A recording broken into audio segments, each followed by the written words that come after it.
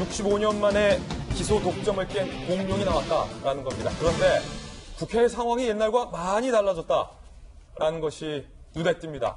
한국당, 야당 의원이 아무리 반대를 해도 여당과 군소정당들이 마음만 먹으면 원하는 법을 언제든지 통과할 수 있는 국회가 돼버렸습니다. 여러분은 이것에 대해서 어떻게 생각하십니까? 영상으로 만나보시죠.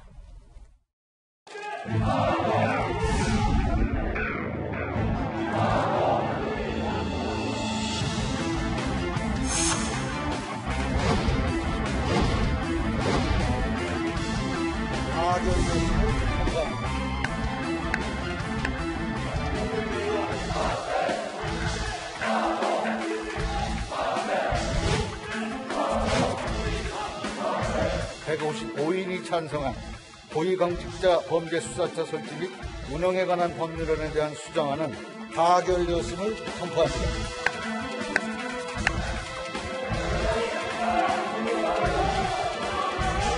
위헌이 분명한 공수처법에 대해 즉각 헌법 소원을 제기할 것입니다. 투표한다!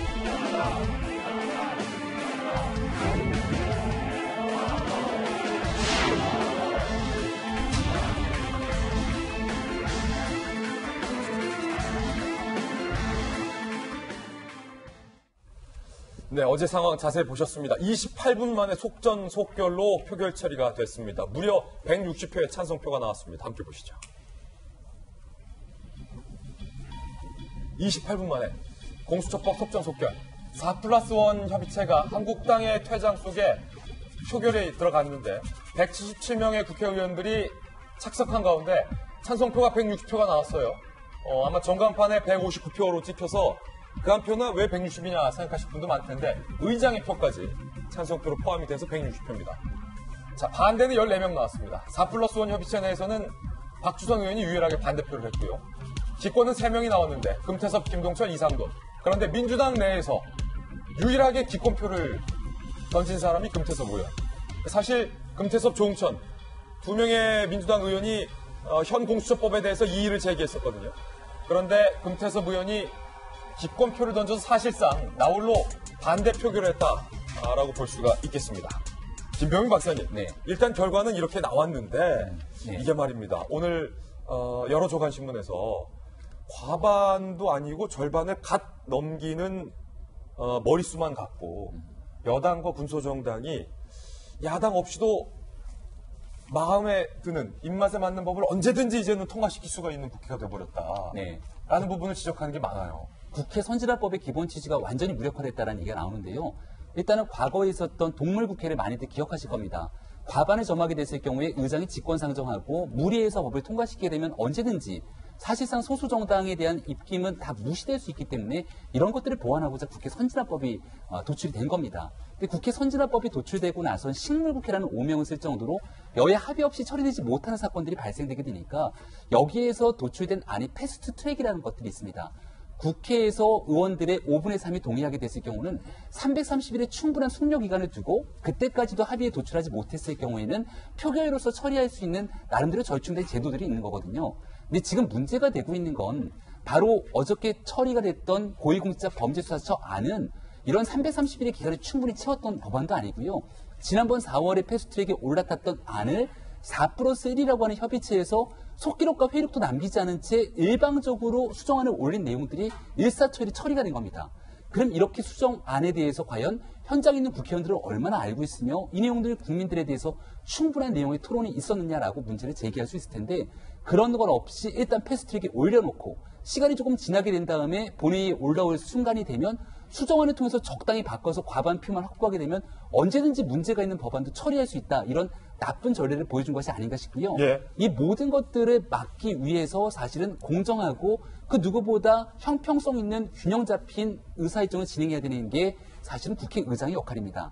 근데 우리가 지난번 예산안 처리, 선거법에 대한 처리, 그리고 공수처법 처리에 이르기까지 문희상 의장은 사실상 모든 것들을 정해놓고 일사천리로 달리는 듯한 모습을 보여줬기 때문에 아마 시간이 꽤 오래 지나고 나서 20대 국회의 지금 장면을 역사가 기록하게 된다면 민주주의의 참 모습, 국회법의 정신을 제대로 지켰는지에 대해서 많은 여러 가지 이야기들이 남을 수 있는 그런 장면이었다고 봅니다. 야당인 한국당에서는 강력하게 비판을 했습니다. 황교안 대표 등의 이야기도 들어보시죠. 아예 살아있는 권력 수사를 꿈도 꾸지 말라는 메시지입니다. 공수처는 문재인 정권 비리 은폐처이고 친문 범죄 보호처입니다. 이 분노를 한데 모아 의원직 사퇴서를 결의를 해야 한다라는 데 이르렀습니다. 민주주의를 파괴하고 암흑시대를 시작하는 공수처라는 사악한 문이 결국 열리고 말았습니다.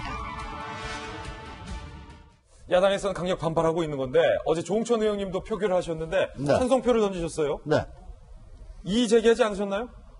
이의 제기를 충분히 했죠. 근데 왜 찬성하셨어요? 당론이니까요. 당론이라.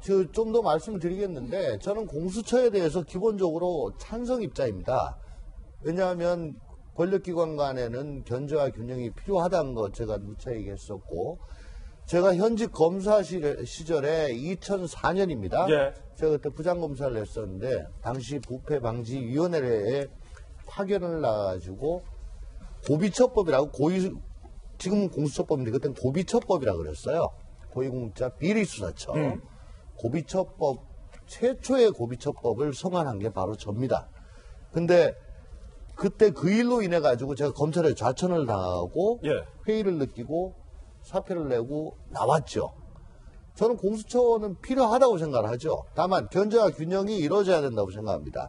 근데 4+1 안은 견제와 균형의 측면에서 볼 때 지나친 점, 과한 점이 있다. 지금 이제 통과된 이 안은 과한 그래서 측면이 있다. 제가 문제 제기를 했고요. 예. 오히려 권은희 안이 그런 측면에서는 더 적합하다. 예. 라는 점을 주장을 하면서 이 점에 대해 가지고 충분히 당내에서 토의를 거치고 결정을 하게 되면은 거기에는 따르겠다. 근데 4+1 안에 대해서 에 대해서는 당론으로 지정하는 절차가 필요하다.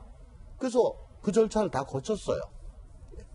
그렇기 때문에 치열한 토론 끝에 어떤 결론이 나오면은 그건 따라주는 게 민주주의라고 저는 생각을 합니다. 지금 통과된 이 법도 지금 마음에 안 들지만 당론이라 따랐다. 마음에 안 들죠? 마음에 안 드는데 당론이라 따랐다. 그럼요. 예. 그게 정당 민주주의니까요. 예.